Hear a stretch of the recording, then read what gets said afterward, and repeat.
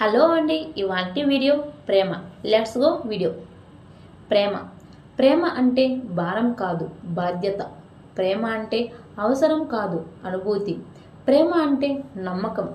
ప్రేమను వర్ణించడానికి పదాలు, పాటలు, మాటలు, కవితలు, కథలు చాలవు. కనులతో కనులు, మనసుతో మనసు, హృదయంతో హృదయం సంభావించుకునే భావం ప్రేమ. మనసులు వేరు, ప్రాణం ఒక్కటే, అదే ప్రేమ. ప్రేమ వినడానికి 2 అక్షరాలు, అనుభవించాలి అంటే కొన్ని జన్మలకు సరిపోయే మధురమైన భావం. విఫలమైతే ఒక జీవితకాలం నరకం. నిజానికి ప్రేమ అంటే ఏంటి, ఎప్పుడు, ఎందుకు, ఎలా కలుగుతుంది? అది భావన, నా బాధ, నా బాధ్యతన? ప్రేమ ఎప్పుడైనా ఎవరి మీదైనా కలగచ్చు. దానికి సమయం, సందర్భం, అర్హత ఏదీ లేదు.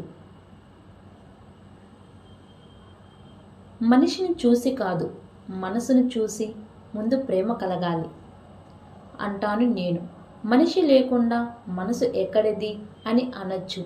ముందు మనిషిని చూసి ప్రేమ పుడితే అది ఆకర్షణ, అవసరం అని నా అభిప్రాయం. అదే మనసును చూసి పుడితే అది ప్రేమ అంటాను.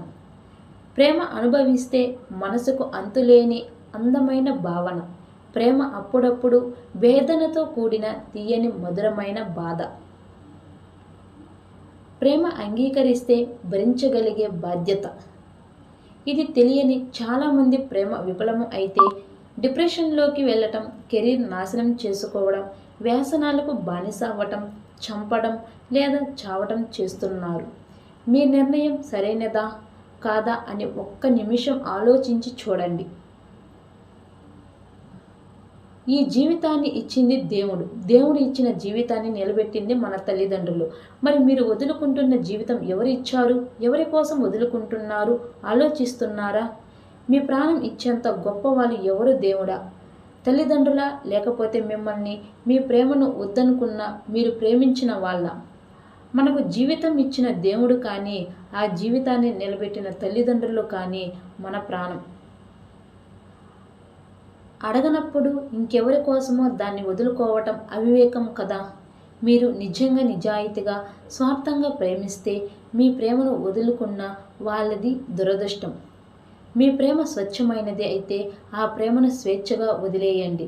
ఎప్పటికీ అయినా అంతకంటే రెట్టింపు ప్రేమ మీ దగ్గరికి వస్తుంది. కావాల్సింది సహనం, నమ్మకం. ఇదే నా భావనలో ప్రేమ. శ్రీ హృదయ స్పందన. ఈ వీడియో కానీ నచ్చినట్లయితే తప్పకుండా మీ ఫ్రెండ్స్ అండ్ ఫ్యామిలీకి షేర్ చేయండి. థ్యాంక్ యూ అండి. Bye bye.